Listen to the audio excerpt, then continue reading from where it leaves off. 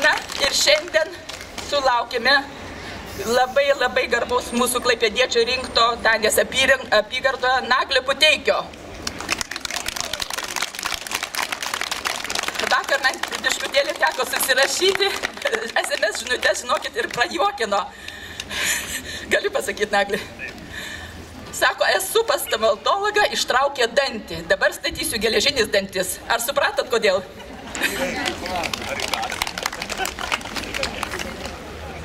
Ne geležinius, o plieninius.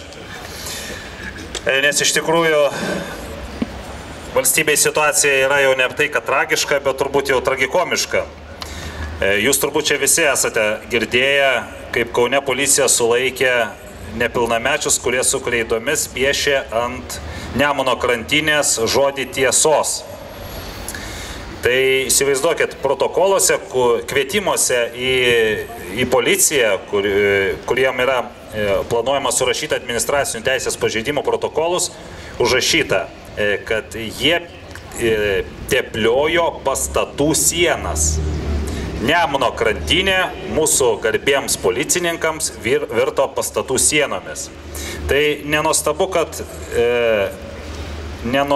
kad policininkai žmonės sukiša į automobilių bagažinės.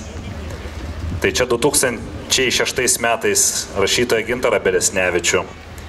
Nenuostabu, kad jie 2011 metais Kaune sumuša pensininkę Agotą Ramanauskienę iki komos, apkaltinė ją, kad jinai prekiavo prie turgaus vaistažolėmis neturėdama tinkamų leidimų.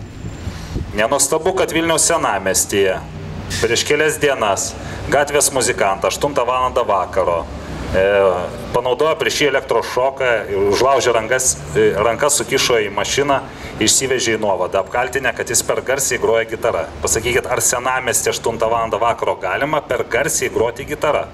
Ir ką pasakys turistai, kurie atvykę iš kitų miestų. Ten žmonės susirinko ir švilpė policija, ir pirmiausia švilpė užsieniečiai. Taigi, Garliavos šturmas, kaip ir savaime atrodo, natūrali mano išvardintų faktų tąsa.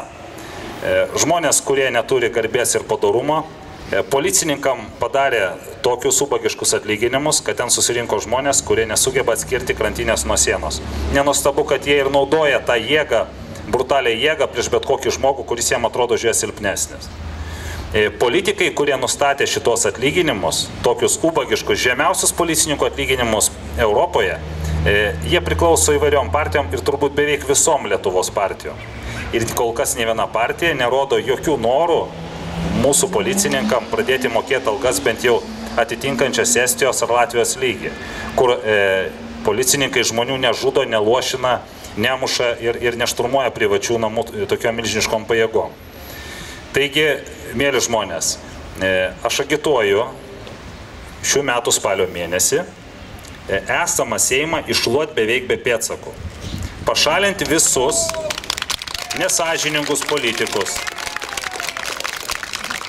kurie neturi nei atjautos paprastam žmogui, kurios užvaldęs gobšumas ir kurie visus pinigus užuot paskyrę svarbiausiam žmogaus poreikiam, tai yra medicinai, švietimui, policijai, jie tos pinigus nukreipia į taip vadinamus europinius projektus ir patys šildosi ir giminaičiams leidžia prisivokti. O pabaigą aš norėjau paprašyti jūsų ir mitingo organizatorių leisti vienam aktyviam klaipėdiečiui, Jonui Dirginčiui, perskaityti jums kreipimąsi į visas Lietuvos valdžias ir pirmiausiai Klaipėdos. Kreipimosi esmė yra dėl kasdieną, kas mėnesį vykdomo klaipėdiečio apiplėšimo, kada iš jūsų yra renkama beveik 3 kartus didesnė pinigų suma šiukšliam tvarkyti, negu iš tikrųjų reikia. Ponas Jonas Dirginčius keleri metai gilinasi į šitą problemą. Aš tai galiu tik tai apibendrintai pasakyti, kad kadangi mano darbovietė buvo 1. aukšte, o Klaipėdos regioninis atliekų centras 2. aukšte, tai per 2 metus ten darbuotojų padaugėjo 2 kartus. Nors patys suprantame, kad šiukšlių mieste greičiausiai, kad sumažėjo, nes daugybė žmonių emigruoja. Taigi iš mūsų visų ir pirmiausia iš pensininkų surenkami pinigai ir išleidžiami iš tikrųjų ne šiukšliam tvarkyti, o draugų giminaičių įdarbinimui Klaipėdos regiono atliekų centre. O Jonas Derginčius dar jums papasakos, kaip ten jie kitokiais būdais pavagė iš jūsų surinktus varganus jūsų pinigus. Ar galima būtų?